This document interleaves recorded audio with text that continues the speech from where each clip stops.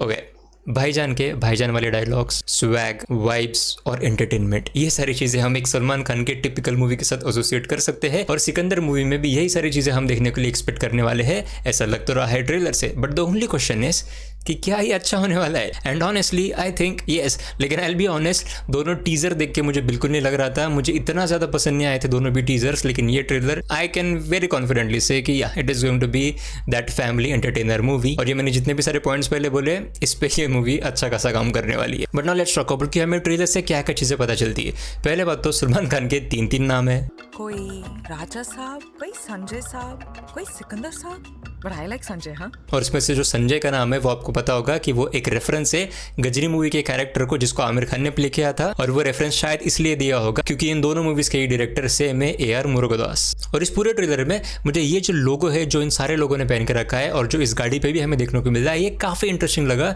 I wonder क्या इसका significance होगा, लेकिन इसके बारे में हम थोड़ा आगे जाके बात करेंगे। पहले बात करते हैं सलमान खान के कैरेक्टर के बारे में। अब मैंने इसके टीजर के ब्रेकडाउन में बोला था कि सलमान खान का कैरेक्टर एक कोई रॉबिन हुड टाइप कैरेक्टर होने वाला है, यानी कि एक ऐसा कैरेक्टर जो समाज के लोगों की मदद करता है। और इस मूवी के जो विलन होने वाले हैं सत्यराज, जिनका रोल प्ले करने वाले हैं, वो एक नेता है और वो एक इलेक्शन के कैंपेन में खड़े हैं और उन्हीं के सारे करप्शन के अगेंस्ट सलमान खान का कैरेक्टर शायद फाइट कर रहा होगा। तो ये सारी चीजें मैंने बोले थे टीजर के ब्रेकडाउन में, और यही सारी चीजें हमें इस ट्रेलर में भी देखने को मिलते हैं। उसके बाद सलमान खान का कैरेक्टर ओरिजिनली मुंबई का नहीं होता है, वो होता है राजकोट का, और वो राजकोट से मुंबई आता है कुछ मिशन के लिए। अब ये तो बात होगी सलमान खान के कैरेक्टर की, लेकिन अभी सलमान खान के कैरेक्टर के साथ बाकी जो लोग हैं उनके बारे में बात करनी पड़ेगी, क्योंकि ये टोटल 8 लोगों की गैंग है और ये 8 के 8 लोग महाराष्ट्र में वांटेड है, क्योंकि यहाँ पे हम साफ तरीके से देख सकते हैं। और इस पूरे ट्रेलर में 3 लोगों के बारे में काफी जिक्र हुआ था। उन तीनों को काट के रख दूंगा। अब तक जो आपने किया है वो मेरे लिए किया है, अब तुम्हें उन तीनों के लिए करना है। But now the question is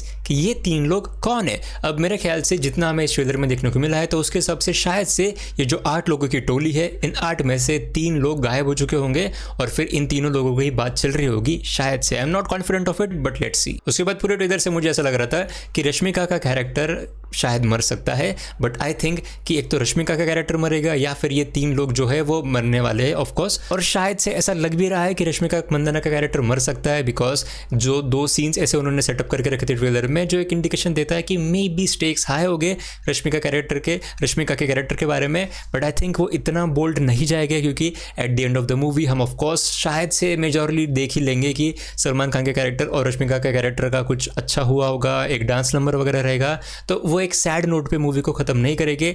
इसलिए मुझे ऐसा लग रहा है कि मे बी रश्मिका का कैरेक्टर नहीं मरे, बट हु नोस, अगर वो सच में एक बोल्ड स्टेप ले लेते हैं तो इट विल बी नाइस। उसके बाद जैसे मैंने पहले बोला कि सलमान खान का कैरेक्टर नॉर्मल लोगों की मदद करता है, तो यहाँ पे हम देख सकते हैं कि एक हॉस्पिटल में सलमान खान आ चुके हैं और यहाँ पे लंग्स के बारे में कुछ उन्होंने इनिशिएटिव को फंड करा होगा शायद। अब उस लोगों के बारे में बात करेंगे। अब हम देखते हैं कि ये जितने भी सारे 8 लोग हैं तो ये आते हैं राजकोट से मुंबई में और फिर इस टैक्सी में बैठते हैं। बाय द वे ये टैक्सी बहुत देखने को मिलने वाली है हमें कि इस शॉट में जिस टैक्सी को हम देखते हैं वही टैक्सी एक फ्लाइंग टैक्सी बन जाती है इस सीन में। बट एनीवेज ये सारे 8 लोग सलमान खान के साथ होने वाले हैं, लेकिन इनका ये लोगो और ये लोगो सेम टू सेम है, तो इसलिए आई थिंक कि ये भी एक कोई पॉलिटिकल पार्टी का हो सकता है या फिर किसी सलमान खान के खुद के कंपनी का होगा, जो उनकी कंपनी है राजकोट में, प्रोबेबली ऐसा हो सकता है। And if I talk about Sharman Joshi, तो शर्मन जोशी का character could be that character who will die probably. और मुझे ये जो प्रपोजल सीन था वो काफी पसंद है, ड्रोन की मदद से प्रपोज करा गया था, इट वाज वेरी नाइस। उसके बाद इस फाइट में सलमान खान ने जिस तरीके से बताया गुंडों को कि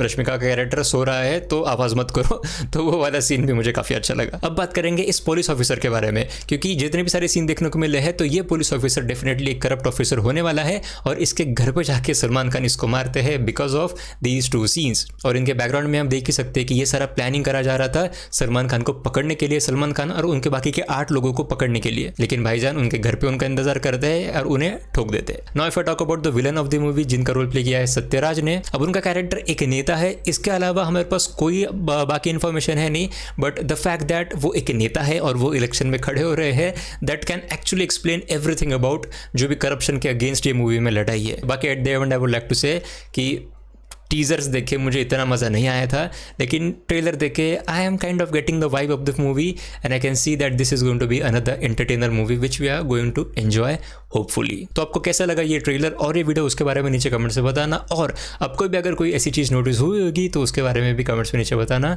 and you can follow me on Instagram as well, and as always thank you so much for watching.